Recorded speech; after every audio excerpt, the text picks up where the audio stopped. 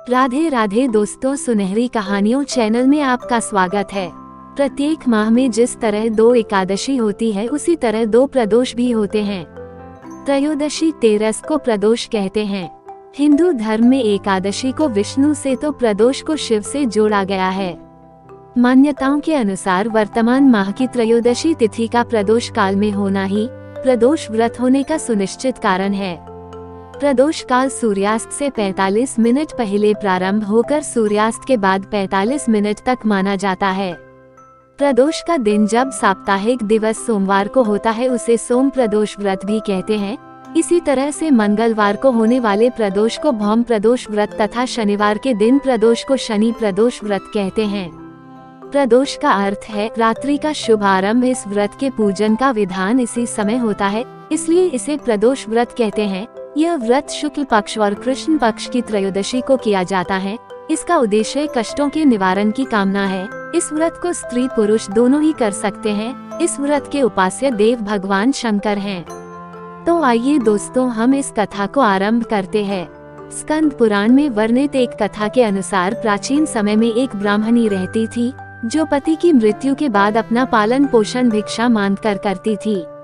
एक दिन जब वह भिक्षा मांगकर लौट रही थी तो उसे नदी किनारे एक सुंदर बालक दिखाई दिया जिसे वह अपने घर ले आई। शत्रुओं ने उसके पिता को मारकर उसका राज्य हड़प लिया था। उसकी माता की मृत्यु भी अकाल हुई थी। ब्राह्मणी ने उस बालक को अपना लिया और उसका पालन पोषण किया। इसके बाद दिन बीतते गए। जब दोनों बालक बड़े हो गए तो ब्राह्मणी दोनों बालक को लेकर ऋषि शांडिल्य के आश्रम गई, जहाँ ऋषि शांडिल्य ने अपने तपोबल से बालक के बारे में पता कर कहा, हे देवी, ये बालक विदर्भ राज का राजकुमार है।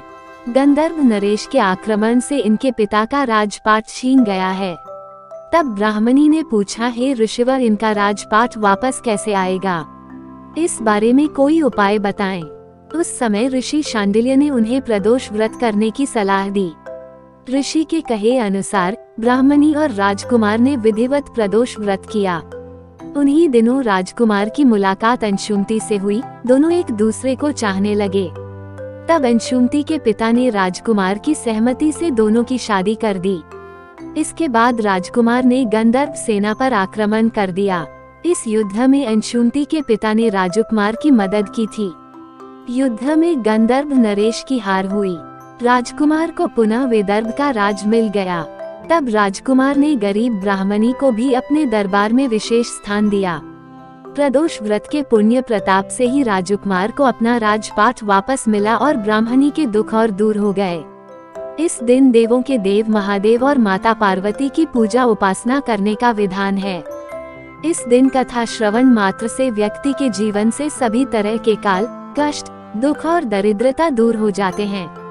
तो ये थी कथा प्रदोष व्रत की।